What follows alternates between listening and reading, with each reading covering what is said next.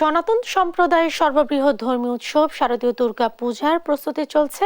এ বিষয়ে সবশেষ খবরাখবর জানাতে বান্দরবান ও খাগড়াছড়ি থেকে যুক্ত হচ্ছেন সহকর্মী আবুল বাশার নয়ন ও অপু দত্ত। প্রথমে আমরা চলে যাচ্ছি নয়নের কাছে। নয়ন, পূজা মণ্ডপগুলো কেমন জমে উঠেছে, কেমন ভিড় দেখছেন আপনি, আর পূজার সার্বিক প্রস্তুতি সম্পর্কে জানাবেন। ধন্যবাদ। আসলে গতকাল মহালয়ার মধ্য দিয়ে শারদীয় দুর্গোৎসবের যেই প্রস্তুতি, যে ক্ষণগণনা সেটি শুরু হয়ে গেছে গতকাল থেকে। আমি এই মুহূর্তে যেখানে আছি সেটি হচ্ছে বান্দরবান শহরের রাজার মাঠ এলাকা, যেখানে প্রতি বছর দক্ষিণ চট্টগ্রামের বৃহৎ পূজা মণ্ডপ আসলে হয়ে থাকে, যার প্রস্তুতি এখন ইতিমধ্যে শুরু হয়েছে। আগামী আরও 2-1 দিন লাগতে পারে এই প্রস্তুতি শেষ হওয়ার জন্য। আসলে আমরা এখানে যারা পূজা উদযাপন কমিটির নেতৃবৃন্দ রয়েছেন তাদের সঙ্গে কথা বলেছি। তারা যেটি বলেছেন যে দেশের বর্তমান যে প্রেক্ষাপট, সেই প্রেক্ষাপট অনুযায়ী তারা এবারের আয়োজনটা একটু ভিন্ন মাত্রায় করতে যাচ্ছে। বিশেষ নিরাপত্তার কথা বলা হচ্ছে, যার কারণে সেনাবাহিনী, বিজিবি, পুলিশ সহ সাদা পোশাকে গোয়েন্দা সংস্থার প্রতিনিধিদেরও এখানে আসলে জোরদার করা হয়েছে বান্দরবানে। আমি যদি শুধু বান্দরবানের চিত্রটা একটু বলি, বান্দরবানে আসলে এবছর 31টি পূজা মণ্ডপ করা হচ্ছে, যেখানে বান্দরবান সদর উপজেলায় রয়েছে 11টি, লামা উপজেলায় 8টি, আলীকদমে 5টি, নাইক্ষুনছড়ি উপজেলায় 3টি এবং থানচিতে 2টি, রোয়াংছড়ি ও রুমা উপজেলায় 1টি করে মোট 31টি পূজা মণ্ডপ আসলে করা হয়েছে, যেখানে অতীতের তুলনায় যে পূজা মণ্ডপগুলোতে বিশেষ নিরাপত্তা জোরদার করা হয়েছে। আমরা বিভিন্ন উপজেলায় খোঁজ নিয়েছি, যেখানে সীমান্তরক্ষী বাহিনী বিজিবি রয়েছে, সেখানে বিজিবির নিরাপত্তা জোরদার করেছে, যাতে করে নির্বিঘ্নে নিরাপদে সনাতন ধর্মাবলম্বীরা তাদের যে বৃহৎ যেই দুর্গা পূজা সেটি উদযাপন করতে পারেন, যাতে কোনো ধরনের ব্যাঘাত না হয়, কোনো ধরনের ভয় ভীতি ছাড়াই তারা যাতে এই দুর্গা পূজা উদযাপন করতে পারেন। আমরা বিভিন্ন পূজা মণ্ডপের নেতৃবৃন্দের সঙ্গে কথা বলেছি। তারা আসলে যেটি বলেছেন, বিভিন্ন সময়ে বিভিন্ন রিউমার ছড়িয়ে পড়ে, যার কারণে তারা এবারে স্থানীয় প্রশাসন থেকে তারা একটু বিশেষ আইন শৃঙ্খলা বাহিনীর যাতে উন্নতি করা হয়, তাদের যাতে নিরাপত্তা জোরদার করা হয় সেটি কামনা করেছেন। সেটি প্রশাসনের পক্ষ থেকে তাদের আশ্বস্ত করা হয়েছে, যাতে কোনোভাবে কোনো ধরনের সমস্যা না ঘটে। আসলে আপনি জানেন যে আমি এই মুহূর্তে যেখানটিতে আছি বান্দরবান রাজার মাঠ এলাকায়, এখানে দক্ষিণ চট্টগ্রামের যে বৃহৎ পূজা মণ্ডপ করা হয়, সেই অতীতে আমরা যে আয়োজন দেখেছি, সেই আয়োজনের অংশ হিসেবে এবারও দেখছি বড় আসলে আয়োজন এখানে হতে যাচ্ছে। যদিও বা অতীতে যারা এই পূজার আয়োজন করেছেন তারা নেতৃত্বে নেই, নতুন নেতৃত্ব এসেছে।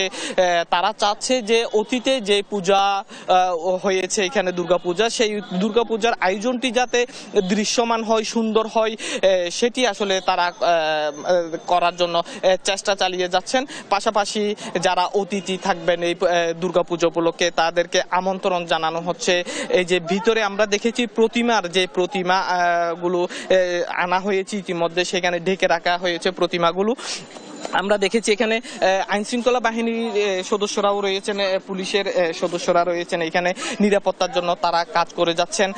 পাশাপাশি কিছুক্ষণ পর আমরা দেখেছি সেনাবাহিনী সদস্যরাও টহল দিচ্ছেন, যাতে করে দুর্গাপূজার যে আয়োজন, সেই আয়োজনটাতে যাতে সুন্দরভাবে করতে পারে। আসলে যেটি বলতে হয়, মহালয়ার দিন গতকাল যে মহালয়া ছিল, মহালয়ার দিনে মণ্ডপে চণ্ডীপাঠ, মঙ্গল ঘট স্থাপন, ঢাক, কাঁসা ও শঙ্খ বাজিয়ে দেবীকে আহ্বান জানানোর মধ্য দিয়ে এই দুর্গাপূজার যে আয়োজন সেটি করা হয়েছে গতকাল থেকে।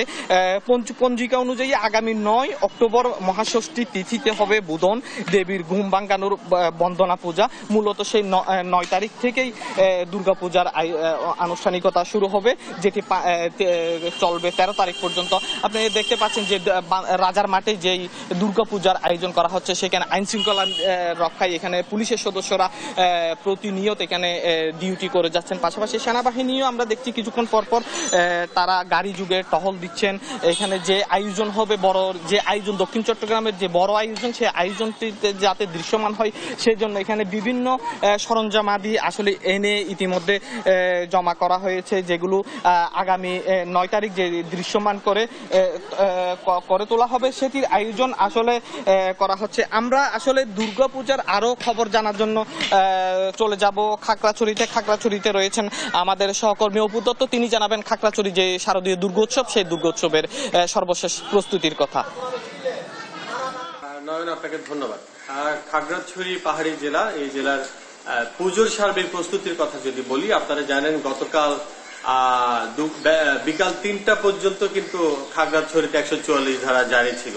মূলত গেল মাসে দুটি পরপর সাম্প্রদায়িক সংঘাতের পরে কিন্তু মানুষের মধ্যে যে উদ্বেগ উৎকণ্ঠা কাজ করছে তা কিন্তু এখনো কাটেনি, যার ফলশ্রুতিতে যে গতকাল যে মহালয়ার যে আনুষ্ঠানিকতা খাগড়াছড়ি গুরুর মন্দিরে হয়েছে, সেই আনুষ্ঠানিকতা কিন্তু একদম কমিয়ে ফেলা হয়েছে।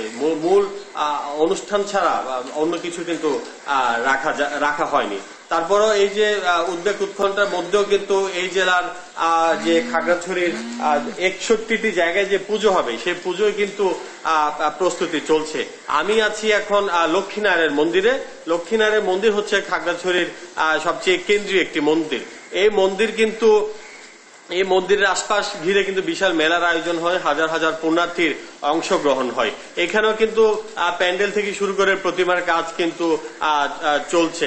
মাটির প্রলেপের কাজ শেষ, এখন রঙের প্রস্তুতি চলছে।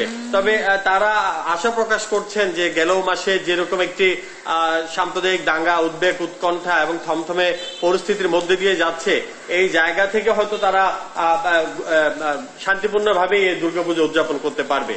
এই জেলায় কিন্তু ইতিমধ্যে দফায় দফায় প্রশাসনের পক্ষ থেকে যারা সনাতন ধর্মাবলম্বী আছেন তাদের সাথে কিন্তু সভা করেছেন। তারা বারবার আশ্বস্ত করছেন যে পুজো সার্বিক আইন শৃঙ্খলা পরিস্থিতিতে তারা সর্বাত্মক সহযোগিতা করবেন। এছাড়াও রাজনৈতিক দলগুলোর পক্ষ থেকেও কিন্তু একই বার্তা দেয়া হচ্ছে। আপনাদেরকে জানাই যে পার্বত্য অঞ্চলে বসবাসরত যে ত্রিপুরা সম্প্রদায় আছে, ত্রিপুরা সম্প্রদায় মূলত কিন্তু সনাতন ধর্মাবলম্বী এবং তারা কিন্তু শারদীয় দুর্গোৎসবে কিন্তু পালন করে থাকেন। তাদের কিন্তু নানান প্রস্তুতি কিন্তু আমরা লক্ষ্য করছি।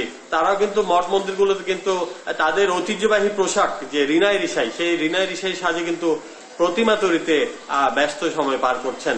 তবে এখানকার মানুষের মধ্যে যে সংখ্যা উদ্বেগ যেটি আছে সেটি কবে নাগাদ কাটবে সেটি হচ্ছে আসলে দেখার বিষয়। তবে খাগড়াছড়ির মধ্যে 61টি পূজা মণ্ডপের মধ্যে 59টি হচ্ছে প্রতিমা পুজো এবং 2টি হচ্ছে ঘট পুজো হয় বলে খাগড়াছড়ি পুজো উদযাপন পরিষদের যিনি সভাপতি অশোক মজুমদার তিনি আমাদেরকে জানিয়েছেন।